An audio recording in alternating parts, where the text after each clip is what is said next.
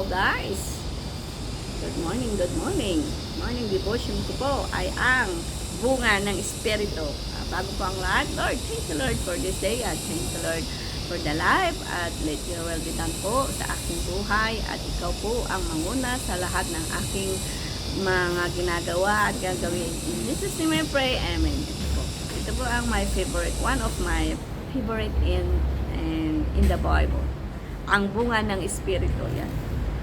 Subalit ang bunga ng Espiritu ay pag-ibig, kagalakan, kapayapaan at pagtitiyaga, kagandahang loob, kabutihan, katapatan, kaamuan at pagpipigil sa sarili. Laban sa mga ito ay walang kautusan at ipinako sa krus ng mga na kay Kristo Jesus ang laman, nakasama ang masasamang pagnanasa at mga kahalayan nito.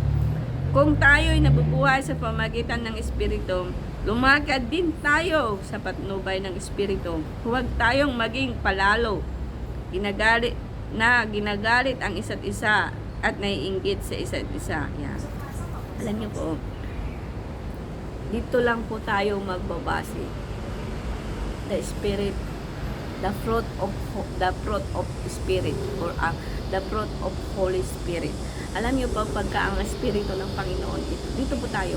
Pag magagalitin ka pa, nako, Spirit na yun ni yung kabila. So, napakaliwanag po dito, Dito, ang bunga ng Espiritu ay pag-ibig, kagalakan, kapayapaan, at katiyagan, kagandahang loob, kabutihan, katapatan, kamuhan, at pagpipigil sa sarili. Laban sa mga ito ay walang kautusan at ipinako sa krus ng mga kay Kristo Jesus ang laman, nakasama ang masasamang pagnanasa at mga kahalayan nito. Kung tayo'y nabubuhay sa pamagitan ng Espiritu, lumakad din tayo sa pamagitan ng Espiritu at huwag tayong maging palalo na ginagalit ang isa't isa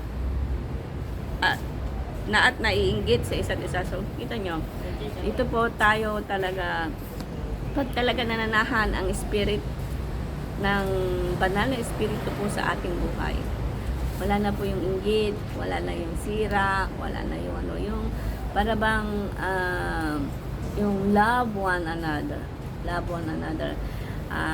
but be careful, wag po tayong papaabuso dahil po ang sabi nga, ang tawag dito, ang pag-aabuso ay hindi rin po maganda. Kailangan nasa tama, baga sa timbang, tama yung timbang lang, walang daya, walang sobra, yung ganun po ang ating gawin. Ito po yung talagang makikita po sa ating buhay mismo. Ikaw mismo, kapatid, malalaman mo kung saang estado ka na sa spiritual.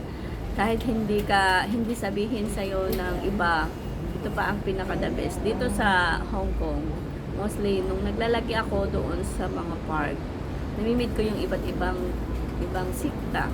Kasi alam niyo po, masarap ang pakiramdam po yung mag-share ka ng gospel na anong religion mo yun.